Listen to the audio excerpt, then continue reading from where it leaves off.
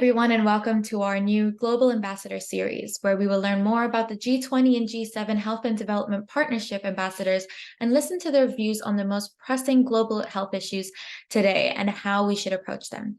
My name is Diya Nadeem. I am the G20 and G7 Health and Development Partnership Youth Ambassador, and I will be conducting the interviews for today.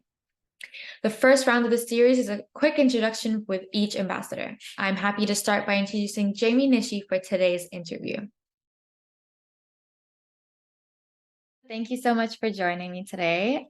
Just to begin, could we get a short introduction about yourself and what you do? Sure, absolutely. So hi, my name is Jamie Nishi, and I serve as the Executive Director of the Global Health Technologies Coalition. I lead a coalition of nonprofit product development partners, academic institutions, other coalition groups, and aligned businesses that are aligned on advancing policy and advocacy to support the development of drugs, vaccines, diagnostics, particularly for global health use, particularly thinking about reaching low income and low resource settings. That sounds amazing. So with your, it's a lot of health background. So in your opinion, what do you think are some of the major global health challenges today? Sure. So as a coalition leader, we don't pick among our sort of disease topics in a specific way. I'm not going to answer your question. I look at the trend line across health challenges. And I think there's maybe a few that I would point out. One is that there's still a really big need for sustained investment in global health innovation and access to new health technologies and innovations, particularly for people in low income and low resource settings or for other vulnerable populations. We often find that there's simply not commercial incentive to advance health technologies for some of these populations, and we simply don't have all the tools we need. They just simply don't all exist yet. So there's a lot more need for focus on health innovation.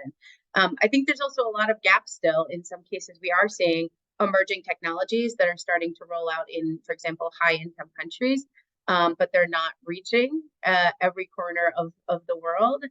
So there's really gaps when we think about support across an end-to-end development and delivery of health technologies perspective. And I think sort of the third category of challenge that's layering into all of that is, coming out of the global COVID-19 pandemic, there's a lot of political, I think, fatigue of talking certainly about COVID, but I think that's actually kind of created a fatigue to talk about a broader range of health issues. So we're really struggling to make sure that there is continued political support for investment in health research and health access.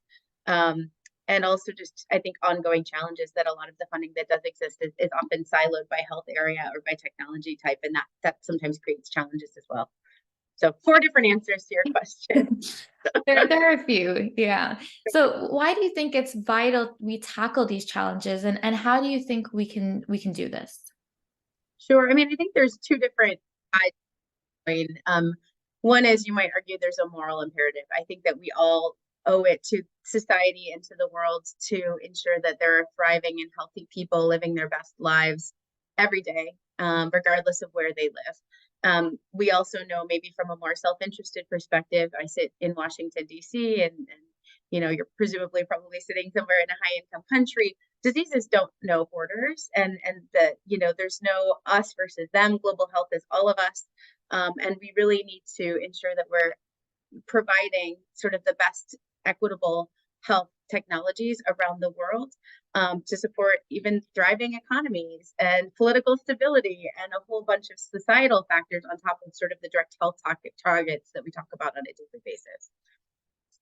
Yeah, exactly. And how important do you think the convergence between G20 and G7 agendas are in addressing these challenges? I think they're super important. And maybe I can give a little bit of a history. I was one of the founding partners of the G20 Health and Development Partnership from back in 2017. And back at that time, we spent a lot more of our energy looking at the G20. We felt that getting health and health innovation on the agenda of the G20 was a bigger cross-cutting priority. And that was more realistic to try and have those conversations with the G20 audience than in some ways a G7 that was focused on other economic or other geopolitical challenges. That paradigm really shifted during the COVID-19 pandemic, where we saw that world leaders literally across the board had to put health first on the agenda. But then also seeing that health and health innovations were coming up on G7 and G20 sort of dialogues, we realized that there was also a need to connect those dots. So I think the world has changed. A few years ago, it might have been okay to have a separate G7 and separate G20 sort of agenda and effort and prioritization. But now I would argue it needs to be G7, G20, and frankly, G20 plus plus. There's other regional stakeholders and emerging middle income countries and other stakeholders that are really also part of this global dialogue, but ensuring that we have the commitment of G20 and G7 leaders to say, this is still a health priority. We don't have all the tools we need. We need to continue to think about global prosperity and put the economic argument with that as well. That is something that just needs to stay front and center for both groups. Yeah, exactly. And so finally, how do you think the G20 and G7 health and development partnership can help towards prevention and or solutions to these challenges? Well, first I'll say there's no group quite like the G20 Health and Development Partnership. They're unique in the fact that they bring together this still very interesting constellation of nonprofit organizations, academic institutions, companies that are aligned on how do we advance this health innovation or this health agenda within the G20, G7. I think what's created the uniqueness is that they can bring all of these stakeholders together under one umbrella to meet with political decision makers, not based on one specific health area or tackling one health challenge, but really being an umbrella group that pulls us all together. And that actually has proven to be a very powerful sounding board for G7 and G20 Sherpas and leadership as they're thinking about their agendas and their decision making. We've seen some great success. I mean, I think it's worth reflecting the tangible outcomes we've seen over the years through this partnership. It all started back in, 27 or 2018 or 2017 or 2018 with the creation of the AMR Collaboration Hub.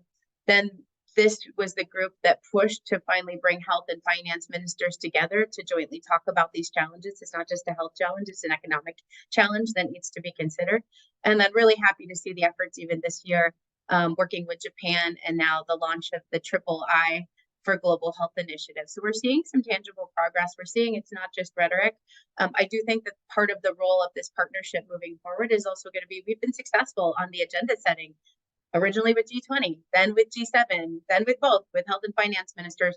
Now it's going to be, how do we take that agenda to action and make sure that we're leveraging this partnership to ensure that there's decision maker accountability and that highest political levels are actually walking the talk of what they've committed through these partnerships.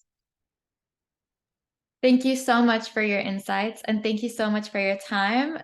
Thank you for your fruitful answers. That's all for me today. So thank you so much. Great. Thank you.